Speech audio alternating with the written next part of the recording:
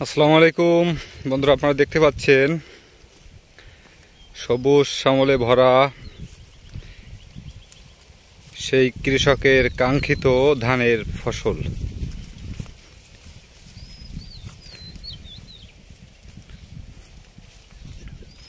আসলে ধান লাগানো কিন্তু অনেক কষ্টের।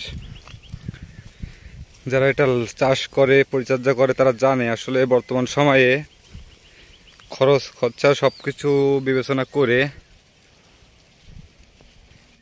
সেভাবে কিন্তু কৃষকের পত্তা হয় না, বা বর্তমানে এটা লাভজনকও নাই।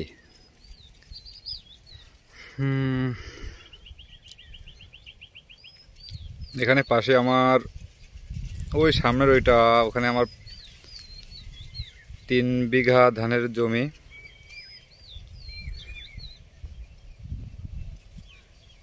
তো হঠাৎ দুপুরবেলা রোদে একটু দেখতে আসে আর কি।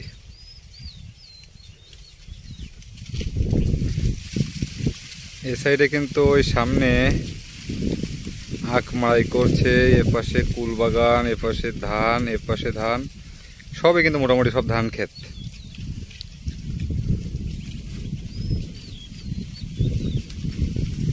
বাতাসে কিন্তু ধান গাছগুলো সেই দুলছে, বেশ ভালোই লাগছে দেখতে।